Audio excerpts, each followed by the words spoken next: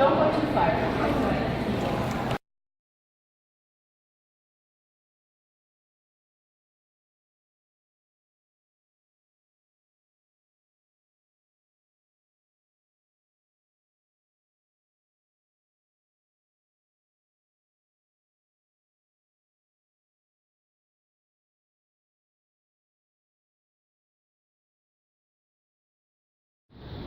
All right.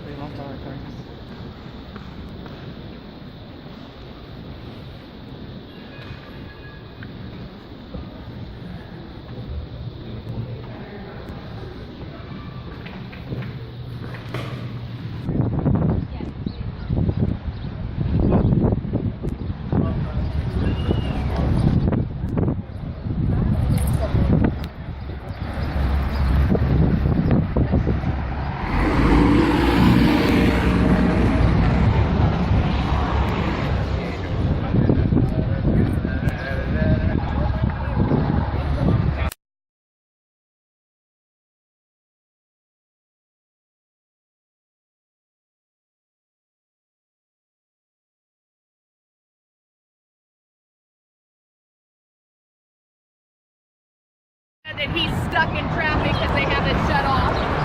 But you will probably be able to see the motorcade right here. And it's an ambulance at the very end. Yep, at the very end. There is the ambulance.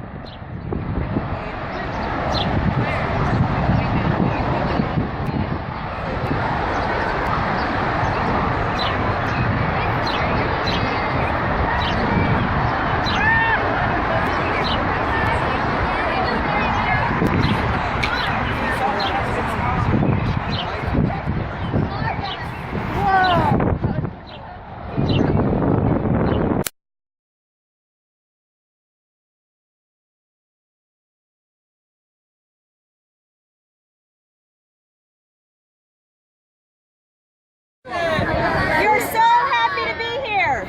Thank you, parents, for sending us.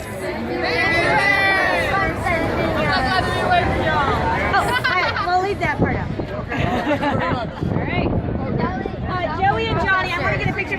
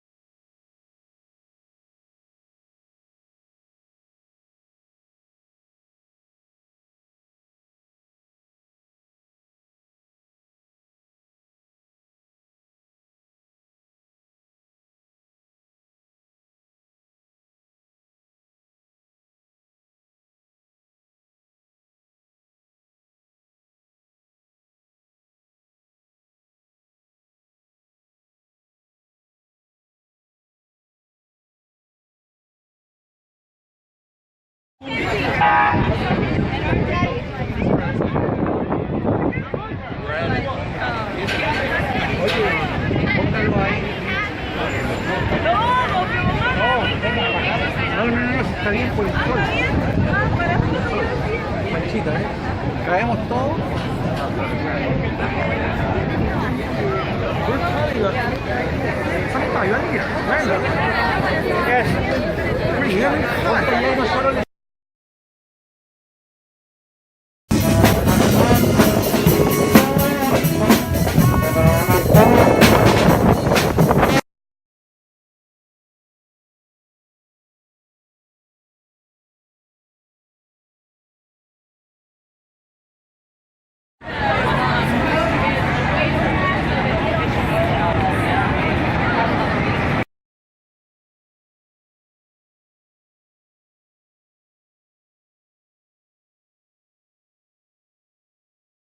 Be that as it may, he makes his way past that door, and he is going to be in a darkened hallway right behind the state box. A ray of light comes from the door just to his left, a drilled hole in the door that the Fords placed there so they could look in on people such as President Lincoln without disturbing them. John Wilkes Booth peered through the hole. He sees President Lincoln sitting right there in front of him. He turns around and feels on the ground. The pine bar is still there. He jams it between the wall and the door in notches he made earlier that day. pistol in hand, places it right behind the president's left ear, pulls the trigger to change his history. President Lincoln slumps down immediately. He's held onto by his wife, who prevents him from slumping out of his chair. John Wilkes Booth is shrouded in a cloud of smoke. He drops the pistol immediately. It's worthless to him. He has in his other hand a knife. He knows that Major Rathbone could pose a threat to him as he rises from the love seat in the back of the box. John Wilkes Booth is bringing the knife down through the smoke at Major Rathbone's heart. Rathbone, an Army officer, instinctively raises his arm to parry the blow. However, it bites deep into his arm. Most of the blood in the box belongs to him. John Wilkes Booth believes he has neutralized his threat. He moves past the fallen president, throws his leg over the parapet here, where the white stars and blue field are, and attempts to throw his other leg over. Major Rathbone gets a second wind and lunges at John Wilkes Booth a second time. Booth shoves him away, throws his other leg over, catches a spur on the Treasury Guard flag right above George Washington's portrait, and lands here. Thump. The audience is paralyzed. They don't know what to make of this. Sometimes plays that are rather long in the tooth are modified to make them different so that you come back and see what has been changed over time. And they weren't sure if this was part of it. What's going to compound it is this: as the man rises and strides in a rushing or hurrying or running manner, as 17 witnesses say, what's going to compound this? It's an actor. It's John Wilkes Booth. It's not just any actor. But he does something not particularly funny. As this is a comedy, what does he do? He shows the audience the dripping crimson of the knife he just used on Major Rathbone, and he says, "Sic semper tyrannis." It is a Latin phrase. It means "thus always to tyrants." It's the motto of the state of Virginia, but more importantly to John Wilkes Booth, it is a line from a play. It's from Shakespeare. It's the line delivered by Brutus upon delivering the killing blow to Caesar outside the Roman Senate, which he believed he had translated here to modern times. He turns on his heel. Harry Hawk, who is mystified and afraid, runs off stage as John Wilkes Booth struts out the back of the theater. Again, rushing, hurrying, or running. As he makes his way to the back door, he shoves his way past the orchestra leader, Mr. Withers, who was standing there. He is going to make his way out the door, grabs the reins from young Peanuts, knocks him down with the heel of the knife he still has in his hands, knocking him silly into the street. John Wilkes Booth mounts the horse, and at that point, as Booth exits the theater, the calls come from the box. "Won't someone stop that man? Call a doctor." People are starting to realize this is not part of the play. An Army officer runs across, tiptoes across the orchestra pit, off the stage after Booth, and grabs after him just as the horse shoots off into the night.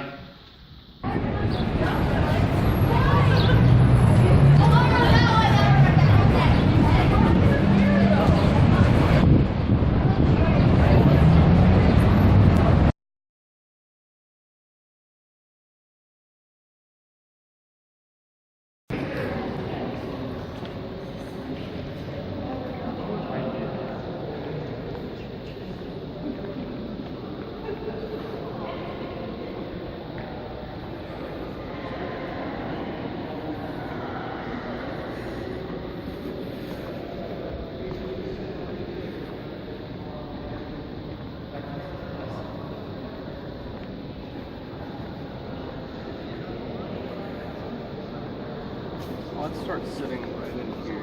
We're column going up. You stack stone on top of stone to create a column. It's not hard to get. Once you get up to the top, where you want to begin your arch, just like when you build any arch, you take a wooden scaffold that's put in place. You take wedge-shaped stones and you put them one on top of each other going up toward the center. You can see those lines there coming together where the arches come in. And then at the center where all the lines meet, when many arches are used to create a space, it's called a vault, so vaulted ceiling. And those ribs of the vaults, those lines come together in the center, and what's called a boss stone, B-O-S-S, is placed. Those large round stones are called boss stones. It's put in place, which locks all the other wedge-shaped stones in. The scaffolding can be removed, and you end up with this series of arches that support themselves. So it's sort of like a skeleton structure that stands. In between those ribs, those lines, very thin, light stone can be put in that just closes the ceiling in to create a closed space. You have the same thing going on the sides here. You have your arch, your piers going up, you have your arch being made, and it would support itself so that the stone that create the walls doesn't have to be very heavy. It's not supporting all the weight above it, the arch is doing. And this allows for open, vast open spaces. You get these great open naves, but along the sides you also get these bigger openings that allow for stained glass. With those big openings, they can support the very thin, delicate stained glass. Okay, we're going to go take a look at one other thing. Woodrow Wilson is the only president buried in Washington. He's buried here at the cathedral. He was the president during the First World War. And so the window behind his tomb is called War and Peace. And when you look at it, I think you'll probably recognize that. There's also some other elements, Scottish cross on his tomb for his Scottish heritage, seal of the United States for his time as the president, his family.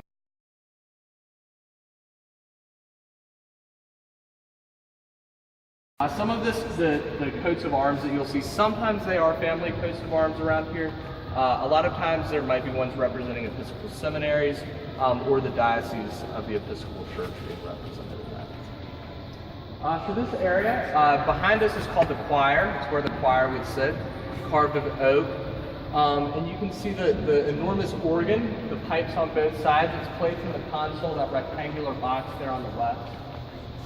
There's actually over 10,000 pipes in this organ, 10,647 pipes. So they're on the sides there, that sort of balcony-looking area is called a triforium. There's pipes going up there and even all the way around to behind the altar. There's trumpet pipes back there.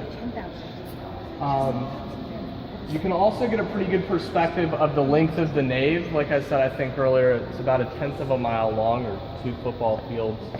And you get a great view of that way.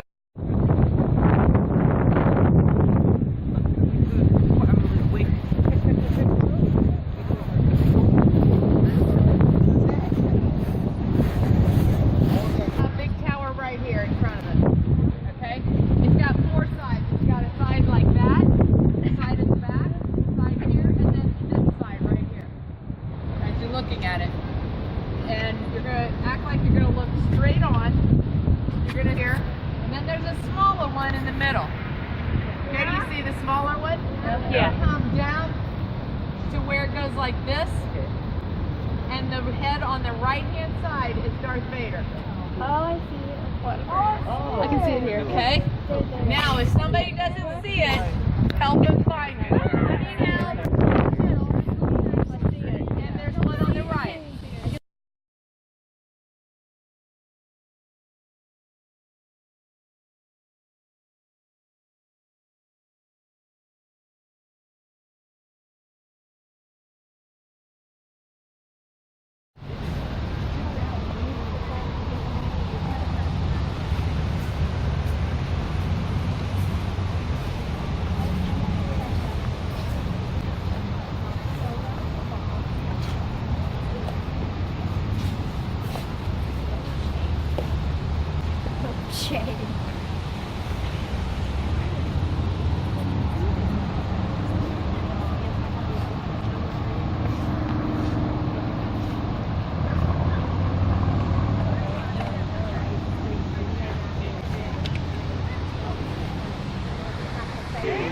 Yeah, just a little bit. Just in case.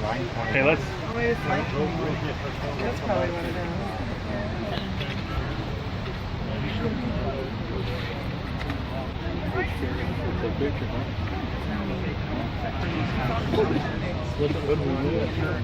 Anybody have any questions about what you're looking at? What we've been in Iraq.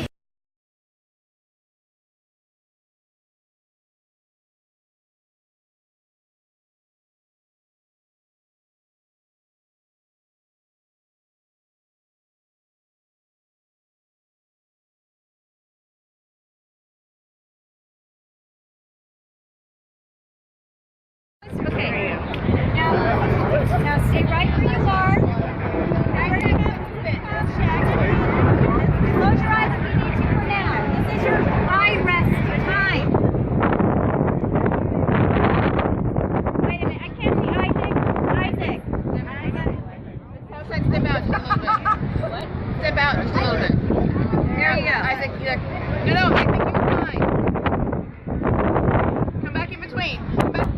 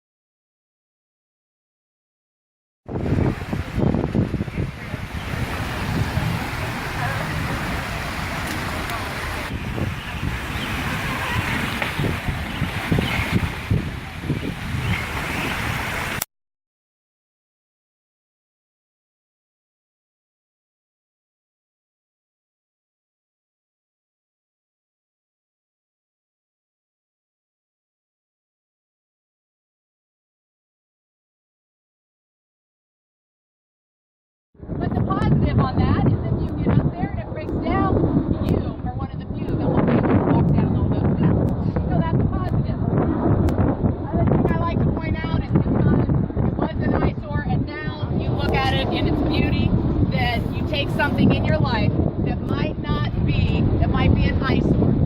And over time, and people caring about it, about you, you can make something beautiful out of any situation. That's what I like to take out of the Washington line.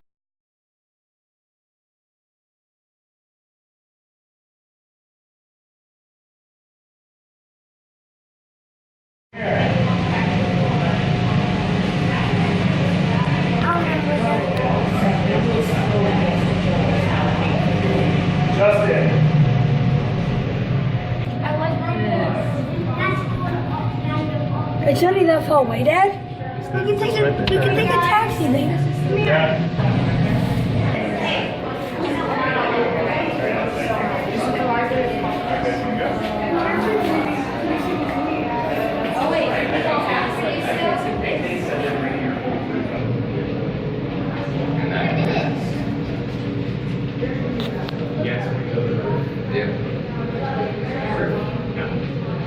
Oh, you could? If you had, it was your job. Yeah, like replacing light bulbs. I would hate that. Cannon, just like that. Cannon. Look. Oh yeah, dude, it's actually.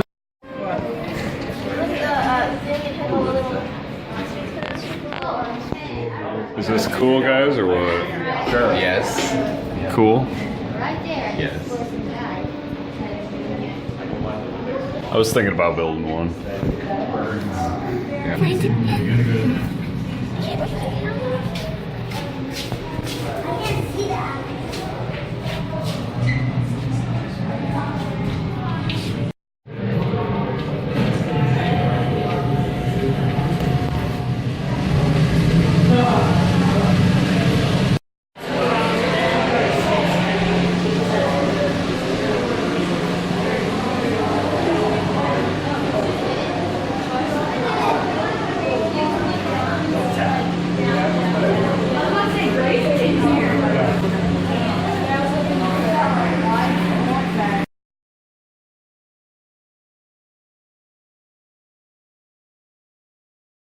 So each of the 50 states have one, as well as private organizations and a few foreign governments.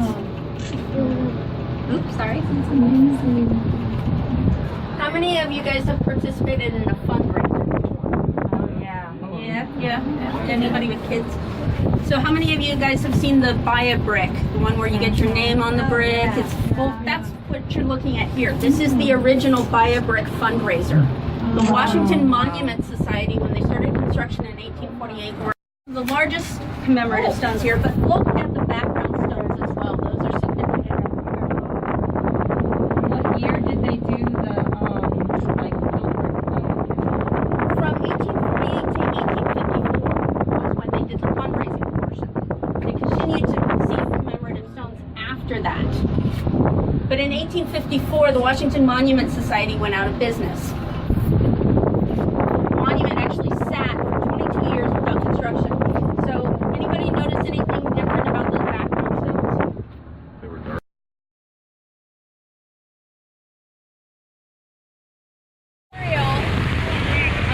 Also shows the price that was paid by each of the families. I'm going to read you something which is up there on that plaque up there. I want you to look at the Washington Monument, and then I want you to look at the Lincoln Memorial. When they first were going to put this here, they changed it a little, but there were a lot of people that were buried.